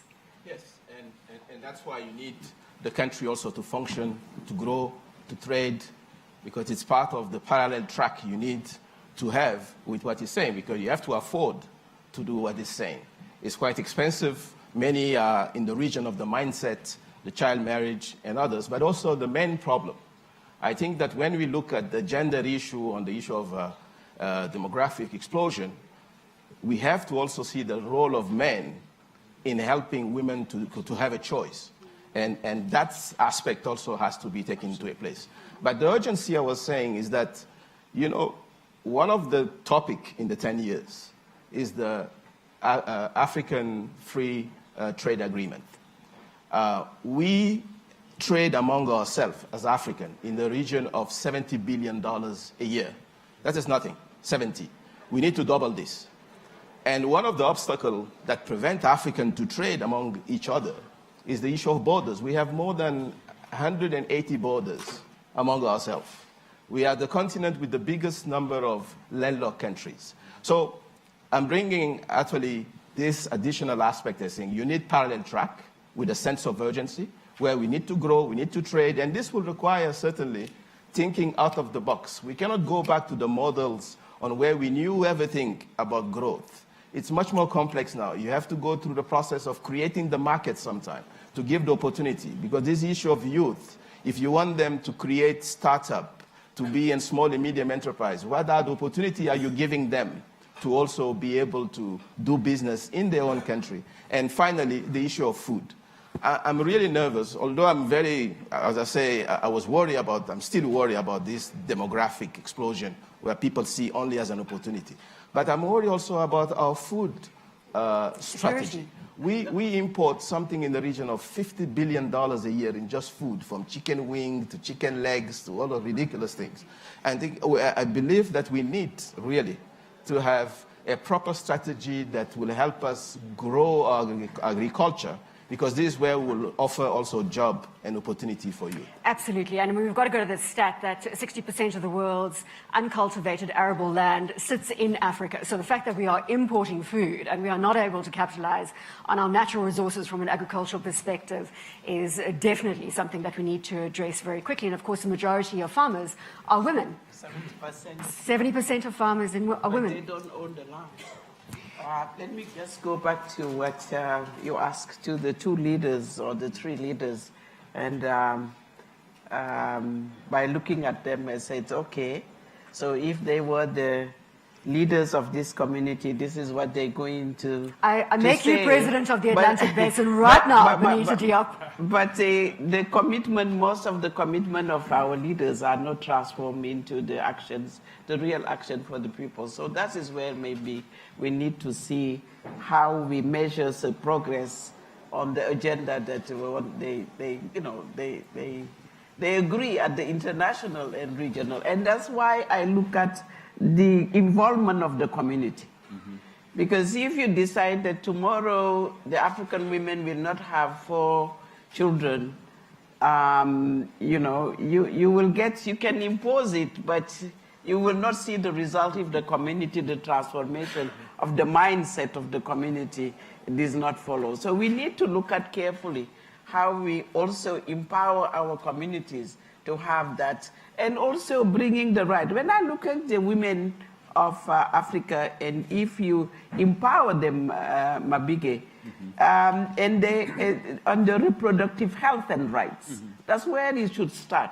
Go to the community, involve the population, the men, as you mentioned, and the women, and give them the right to take the choice. If I have the choice and I'm aware and I know the complication and how much I'm going to invest on my children, not to migrate at the end, and to make sure that they are at schools, even if I have to pay the school, I will take the choice maybe of the 2 or the 1. So give them that opportunity for them to understand that it's their right to have the choice. And if they want the choice to have 4, why not? But give them the opportunity to know. And that's where I think that we have the need to go back to that community, and any leaders that is not linking to the community and understand their needs. And say, this is where we're having the gap right now on the top, and the one at the grassroots, and there is the dealing. And technology is changing the status quo when it comes to people being able to engage with those communities. If you look at mobile phone penetration across Africa. I want to come back to the topic at hand, because it's not just about the youth dividend and harnessing the youth dividend in Africa, but it's also about contrasting North and South, and the fact that we've got this aging population in the North. And that brings its own myriad of problems, because your working population is decreasing. I mean, we had the stats earlier in the video that your European population is going to increase slightly to 2020, but then by 2050, where you see Africa doubling in terms of population growth, you're going to see Europe retracing to current levels, but your working population is getting less and less. And that now brings to the issue of migration. So, and we were chatting about this before we came to the stage, because could migration, and this is going to be a controversial statement, but could migration be the solution to the aging population where you are losing the workforce? I know it's controversial. Christopher, don't look away from me. You're going to have to take this up, I'm afraid. You know, we're contrasting North and South here, so I don't want to leave the North out of the discussion, because, as I said, it has its own set of problems. Well, I would say, you know, not looking away, but thinking about that change in demographics from an elderly population base and what the youth brings into the equation. You know, I look at it more from, when I look at a security protocol, I look at it to what opportunities get created by having the youth that are there, and what opportunities will be created for avenues that maybe were resistant by those that were in power or those making policy. It goes a little bit to your question about, hey, how are we doing on getting young leaders into key positions, and does that make a difference? I think there is certainly some energy that goes into that. I think regardless of the age of those leaders, though, it goes back to the systemic policies and the systemic, can we get those policies across? And it'll be a matter of, that's probably what I look at from that opportunity of between the North and the South. And as the South, I think your controversial part is many folks are very resistant to the idea of that migration. Could it be a good thing? Because would it empower a couple things? Does it create the jobs or fill jobs that would otherwise not be filled? Or does it create a different perspective? And that would probably be the one that I'd be most interested in. And maybe that's a little bit of my American roots there, that I'm most interested in. What does that perspective of the youth bring into that society that allows for mechanisms that maybe were not previously allowed? The challenge on that, of course, is that's not usually a overnight. That's one that's got to develop over a generation with currently a lot of resistance. Mabingwe. No, I personally do not believe that migration will be the answer to the 158 million aged Chinese we have today, or the case of India, that will move from about 80 million to 380 million by the horizon of 2050. You know, because these people, these elders, they have some incredible needs we have to answer, and migration will not resolve the social demand we'll face because of the advancement of technology and science. I think we need perhaps to have better policies in both the North and the South, better population policy so that we can anticipate proactively the need of the people. And we need also to address the issues in developing countries. Africa, 4 billion by 2100 is a nightmare. Let's just face it. Let's face it. Paulo just mentioned about the current 20 million additional young Africans in the job market. And we know that barely we get 2.5 million getting a job in addition to the stock.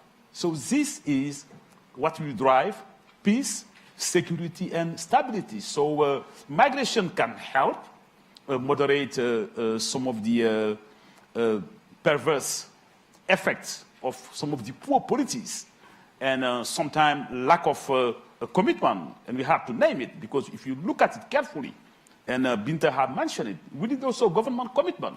We have the Abuja target, when head of state and government agree to put at 15% their investment in health. Only a handful of countries in Africa have met. If I understand, it's 5. Right. And so far, since 2001, the population of Africa have almost doubled. Even if we put 30% in health, we will not be able to provide women the choice they need and the right they must have. So I think we need to do better. If you look at the world, Paulo, today, and you had the opportunity to choose where you wanted to live, and I'm talking now about the Atlantic Basin, and you knew you were going to start, you could go either to the north or the south, and you were going to start a family in that environment, looking to your children's future, where would you choose to live, north or south? Well, I will live in Africa. I'm very much happy and excited of the ecosystem that surrounds my life and the life of the family, because it's beyond just the material. There is a lot of variable linked to culture and others.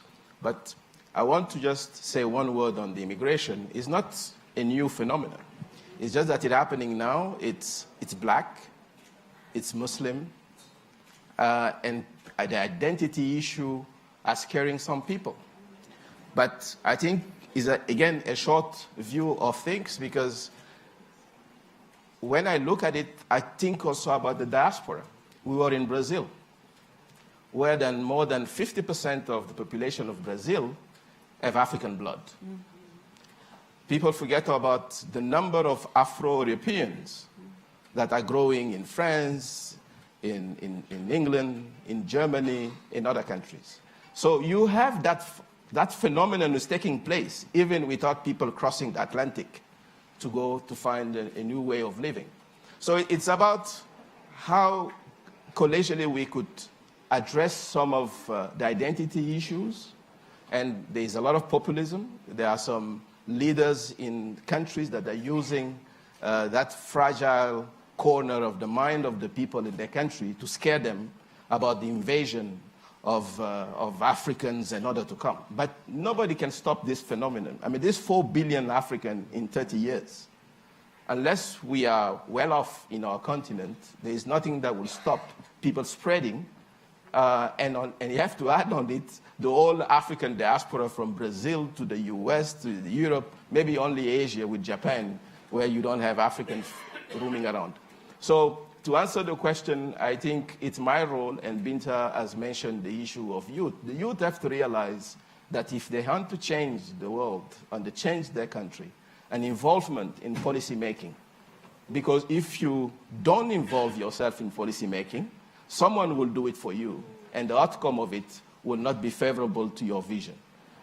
So in one word, I am in Africa. I would like my kids to continue to be in Africa, to be a Pan-African in their mindset, because being Pan-African, they will be open to other parts of the world. They will be open to the North.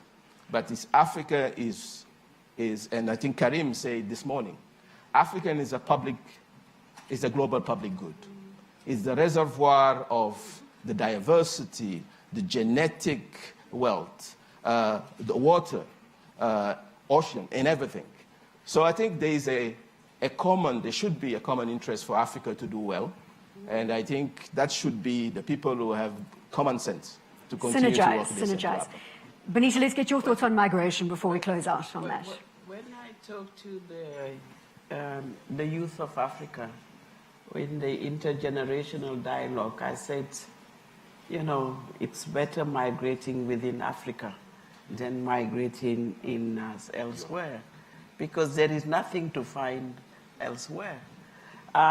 So we need to build within the ecosystem, you know, to come ourselves and encourage the youth to tell them it's better here than where you are going.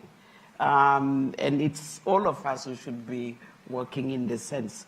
But let me also, when I'm talking to the North, my friends in the North, I also say, you know, when Europe went into the war and they had the Plan Marshall, which reconstruct Europe, Africa is in transition, and we had a lot of challenges that we have faced. So let's build, you know, some of the industries in Africa for African. We have resources. We have tremendous resources. Why is it that we are rich and the Africans are poor? Rich when it comes to natural resources. So let's make sure that we transform our resources in Africa for the benefit of our African. So that's the challenge that we have within the African. And I think one of the things is this Africa integration, and also talking to, while multilateralism is shrinking, we have seen it. So everybody is saying why you are talking to China and others. Is America building our infrastructure? No. No. So who is doing it? China. Maybe this is why Africans are talking to China and to others, or even the inter-African trade that we just talk about, that Morocco can invest, Egypt can invest in sub-Saharan South Africa. So we look into inter-African trade and also negotiate with our you know, brothers and sisters in the North, because we have tight relation with Europe, for example, because of the history, our history, to make sure that they invest or they bring the capacity. I was talking with the military. I say, you have skills, but we are the one being into our troops in Somalia. It's Africans that are defeating Boko Haram or Al-Shabaab. It's our African troops that we put up front. But if just you bring the technology that you have to us, for us, not just, you know, coming with your knowledge and go back with your knowledge, but we leave it within the Africans. And I think that is where the leadership have to negotiate and make sure that Africa is empowered enough that it benefit to the African, because we are not poor. Africa is the richest continent in the world. I spoke about the Africa Investment Forum happening in early November, and again, the focus on the deal making, on the transactions that are taking place. Paulo was with me also in Cairo. So we were in Brazil together, and in Cairo just yesterday, we were at the Intra-Africa Trade Fair. And to your point, I want to put the stats out there. Intra-Africa trade in Africa sits at around 15%. In Europe, trade amongst European countries sits at 68%.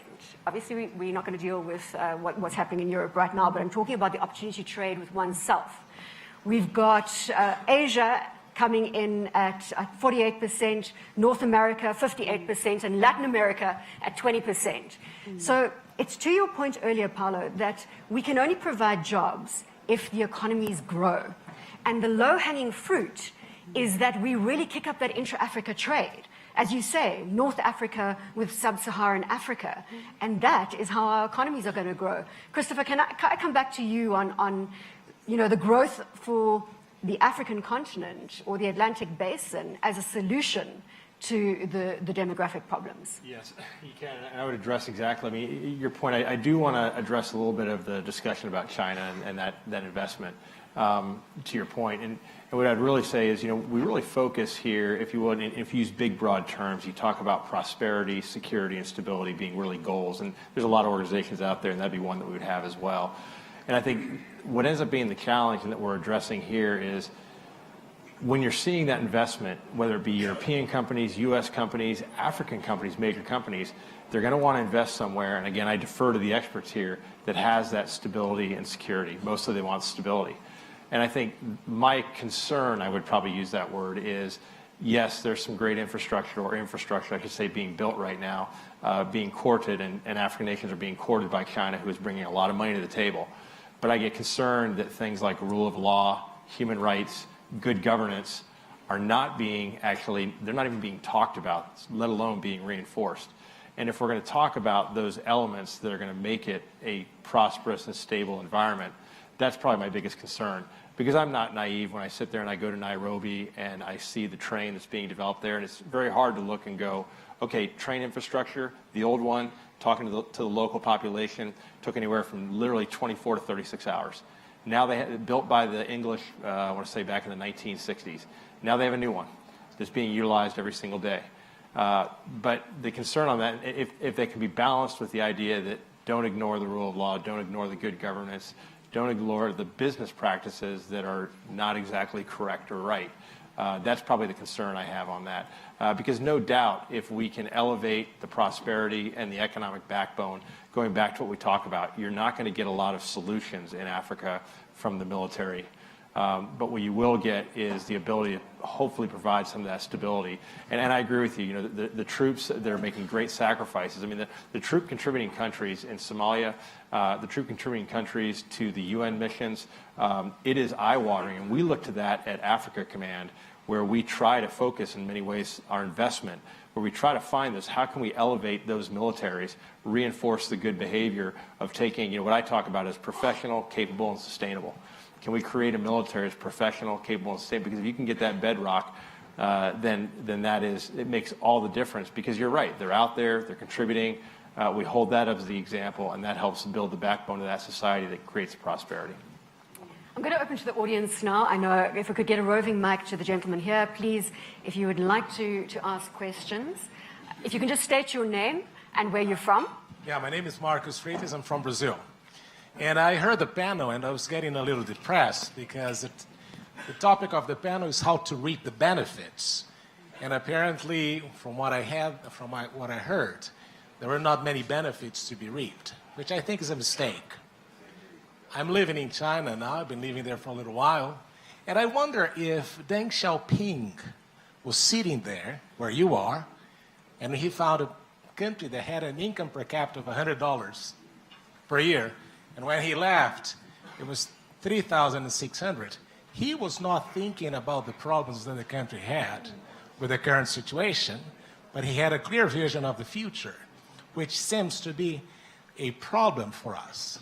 Brazil recently, in the news, 62.5% of the Brazilian youth wanted to migrate. Migration is not an answer, because we always say that Brazil is the country of the future.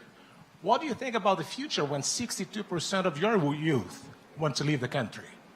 So what I think is that you have to think more creatively on how to do what was done in China, for instance, what was done in other places where people had their resources and used to the best of their ability.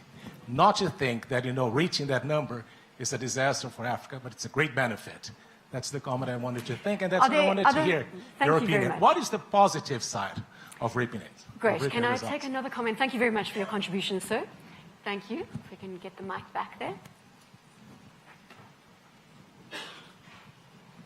Hello, thank you. Eniola Mafe from Nigeria. My comment was around youth. Go figure. I think I'm a little concerned with how we're talking about youth as kind of a risk that needs to be mitigated as opposed to an asset that needs to be invested in. And primarily, I think because I think that companies like Facebook and others know more about the segmentation of youth in a particular country than even the governments. So what are the ways that governments and also even private sector, key private sector leaders within particular countries across the Atlantic can have better understanding? I know that there's labor market information systems and others, but I think a more nuanced understanding of who your youth is within your population will then allow for governments to be able to have targeted approaches which are focused around manufacturing, agriculture, entertainment for one, and technology. But I do see that there's a bit of a bridge that needs to be, a gap that needs to be filled in terms of an understanding of the governments of exactly who their youth segmentation is. And if we all sit here, at some point we were all youth. And so I think that bridge needs to be, that gap needs to be filled. And how can it be filled? Right, I've got some more questions. Let's take another two and then we'll get our panelists to, and what I'm going to ask you to do is to offer up your answer to the question that you want to address, all right? Jawad Kardoudi, je suis président de l'Institut marocain des relations internationales. Et ma question est la suivante. Dans toutes les conférences auxquelles j'assiste, on parle toujours de cette population de 2 milliards en 2050 en Afrique, comme si c'était une fatalité, comme s'il n'y avait rien à faire. Or, je pense que, et je donne l'exemple du Maroc, nous aussi, on avait ce problème démographique, et grâce au planning familial, grâce à des spots télévisés, grâce à des préservatifs gratuits qu'on a donnés, et bien maintenant, nous sommes arrivés à un taux de natalité de 2,49, alors qu'en Afrique subsaharienne, il est de 3,54, et que le taux de fécondité en Afrique subsaharienne est de 4,7. Donc je pense que ce n'est pas une fatalité, et je pense que, et je demande à nos amis africains, nos frères africains, pourquoi ils ne font pas cette politique de natalité, parce que 2 milliards, c'est énorme. Et je préfère en 2050 1,5 milliard plutôt que de 2 milliards. Parce qu'une classe où il y a 40 élèves, ce n'est pas comme une classe où il y a 20 élèves. Et donc, je pense que la solution, la migration, c'est une illusion. On voit le populisme qui est actuellement en Europe, et la migration n'est pas une solution. Et le Maroc est un pays africain comme les autres.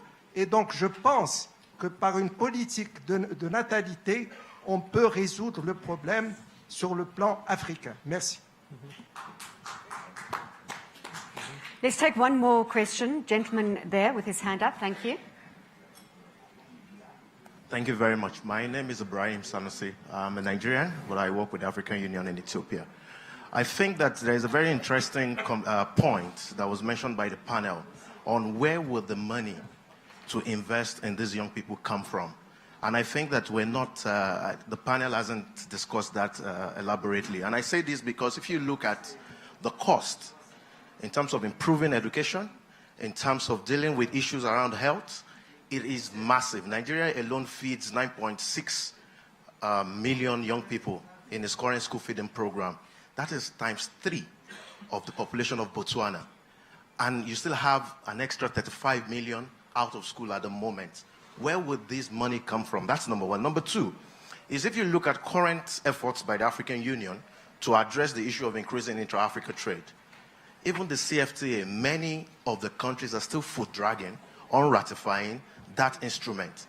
So I think that there is a big challenge in terms of the link between where the investments will come from and actually paying more attention to that and where we will put the money in. Of course, we still have to deal with the issues of corruption, which is the drain on the substantive elements of what we already get, which is low. But all of this, I think, remains a key policy issue that the continent needs to pay attention to. All right, let's take one more, and then we'll go to panel. Thank you. My name is Wadi Hamza. I work at the World Economic Forum in Switzerland. I'm from Morocco. My question to the panelists is, how can we shift the mindset of the people that migration is a problem? I've been hearing a lot of comments about migration from south to north, but we never talk about migration from north to south. At the World Economic Forum, we did a survey and we asked 31,000 young people around the world what they think, or will they migrate to advance their careers. 63% of Africans say yes. 78% of North Americans said yes. 75% of Americans said yes. 75% of Latin Americans said yes. So it's not a problem of the South to migrate to the North, but rather the new generation looking at new paradigm shift where borders are not a problem. The borders, as we know them, is a new policy that was made in the last century. So are they, the young people, looking to something come in that we're not looking at as decision maker? Because maybe visas and borders are a passé. Thank you. Right, so I'm going to start, Christopher. As I said, you can be selective in terms of who you want to respond to, and hopefully by the end of the session, when we get to Benita, we'll have addressed everything. Yeah, absolutely. And I'll go quick because I know we are running out of time here. I think the point up front, what I don't want to walk away is thinking that we're not being optimistic about the future. That's probably the thing. I mentioned up front from a security standpoint, we see the optimism, and I think that is the burgeoning word across Africa. When we talk to, if I have congressional members or senior members coming to AFRICOM, and I try to paint the picture of what Africa is like, from our humble perspective, watching it with limited experience compared to most, but you sit there and you try to, get the sense of the space and the distances, but then you talk about the resources and the economic opportunity that is out there, and we really focus on that. And I think what I find interesting, and I'll look forward to the next couple of days, seeing this diverse set of folks look at these problem sets. I'm struck up front right now where we're talking, there's not a huge amount of disagreement about what we think, in this particular case, the way ahead is. We keep coming back to things like, my words there were good governance, or getting the policies in place that can make a change that you noted have worked well in areas. And so it's now a matter of how do we change the thinking and what programs do we put in place to change that thinking. And so programs and funding, and I'll leave you with an anecdote that I've seen, very military anecdote or example. But I have watched training around the world, and I have trained pilots where we take a pilot and we train them to perhaps a standard of rule of law of armed conflict, and we train them and then we put them into combat. And I have watched how very senior officers will ask them to do things, and I will watch the young officers stand up to them and say, no, we're not going to do that. I'm not going to just go bomb that target just because you said to go do it, because I've seen what right looks like, and that's not right. And I see that inculcating across the force. And it takes time, but they slowly start to pass that on to the other pilots in the unit, and suddenly you have a force. And so, again, it's an example, but that's what I'm struck by, is there's great opportunity here, and now I think everyone's excited about what policies can we put in place to mitigate the concern and enhance that positive. Mabingwe. No, let me address the issue of funding. I did flag earlier that I was an optimist, but I would add, a realistic optimist. On the funding issue, at the Guardian last week in Dakar, I did mention that among the 23 countries in West and Central Africa, only 8 of them have a budget line dedicated to family planning. 8 of them. And the budget range from $278,000 to $3 million. So the others do not have.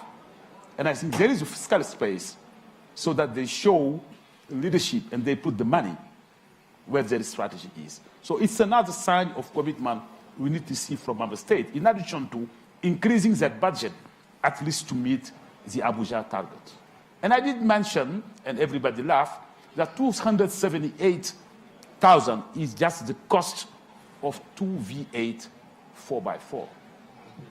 So we need to make the choice and put the money. But on the donor side, because it's a collective responsibility, we have to stop piloting and not going to scale. We have to stop planting our flags and not joining successful, proven initiatives that need to move to scale so we start changing the life of the people on the ground. On the comment from our friend, I think I fully agree. I think he was able to say it in a very articulate and succinct manner, what I have been trying to say during the entire session. I stop here. In terms of a regulatory framework to curb population growth immediately. Absolutely. Paulo. Well, two things. The first is that there is a recognition in our countries that we need to do our homework and put our house in order. We have to be able to raise more revenue to deal with our main priorities because we have to be realistic. The world has changed. I like to give people the sense of proportion. In the process of unification between East and West Germany, West Germany used to spend $150 billion a year in East Germany. For 10 years, it was constant, 150, 150, 150 for 10 years. This is just to upgrade East Germany. So you cannot think that you will upgrade Africa with the foreign aids and the 10 billions you're talking about and 20 billion here. So let's be realistic. The Marshall Plan also, I don't see the US having the appetite today to upgrade Europe the way they did it. I don't think the European Union has the appetite to upgrade Spain and Portugal. People tend to forget the money that was overloaded to Spain and Portugal every year to build roads. Many of the roads, even in Portugal at that time, people were wondering, why are they building this highway in Portugal? But it was all process of upscaling the infrastructure. It was a decision to make the southern countries strong enough to serve the economy of all Europe. It's not going to happen in Africa. So that's the good news. At least we know. And that's why I'm saying that we have to do our homework.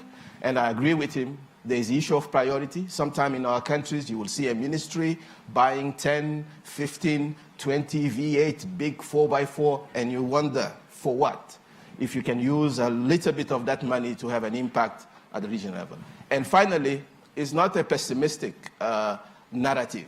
As I say, that's why I gave the example of the Vision 2063. I'm a big believer that we need a plan. Now, we need a sense of urgency. And the sense of urgency will require being realistic and to tell people that the explosion, the demography we will witness in the next 20 years is unprecedented. No continent has experienced the volume of people who will move from the rural area to the city. And this is a challenge. And I don't think we know. Neither the World Bank, the African Development Bank, people really know how this will materialize at the end of the day. And that's why we need a sense of urgency. And the sense of urgency requires execution. We have a plan, now is to implement it. Benita. Je vais peut-être répondre sur la question du contrôle des naissances avec l'expérience du Maroc. Et c'est là où je pense que les pays africains, nous devrions vraiment partager les expériences qui sont positives. Si le Maroc a pu, en très peu de temps, réduire de moitié, disons que les naissances, je pense que c'est une question qui pourrait être partagée avec d'autres pays, parce qu'il y a des agendas, il y a des programmes, le FNUAP est là pour savoir qu'il y a des programmes pour sensibiliser. Quand on voit ce qui se passe au Mali, au Tchad, etc., ou même au Niger, qui est tout près, dans le lac Tchad, où nous avons plus de naissances, 7 par famille, ou par femme, je pense que c'est des choses que nous pouvons partager dans la sensibilisation, comment il faut faire pour... Et une autre chose que je pourrais... Le Maroc, par exemple, ou d'autres pays de l'Afrique du Nord, sont en train de se battre contre l'extrémisme violent qu'on voit ailleurs. Mais ce partage, nous-mêmes, on a essayé de faire que les femmes soient au centre des madrasas pour éduquer les femmes, pas seulement sur le Coran, mais également leur donner l'éducation qu'il faut sur la santé, comment faire avec les enfants.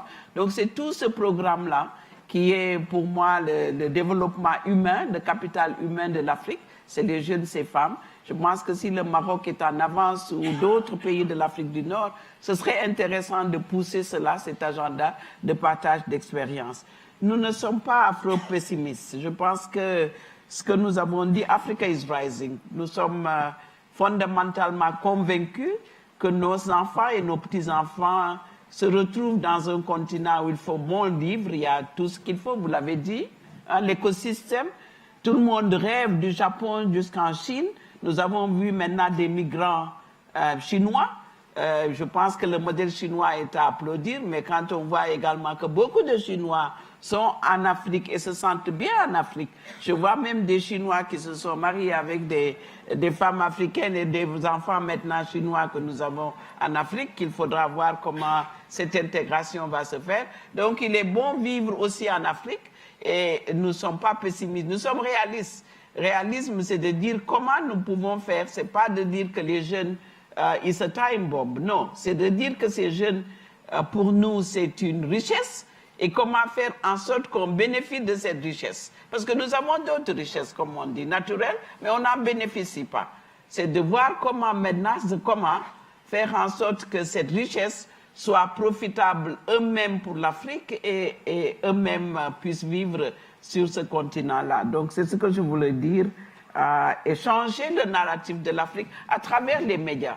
Nous avons beaucoup de... les médias africains également, je vois All Africa qui est dans cette salle et d'autres, il y a beaucoup de médias. Donc il faudrait que nous utilisions ces médias pour montrer que même aux Africains qui sont, je rencontre des jeunes qui me disent mais nous voulons partir, pourquoi? Mais vous pouvez vivre ici parce que les Africains, nous avons cette solidarité, la solidarité de vivre.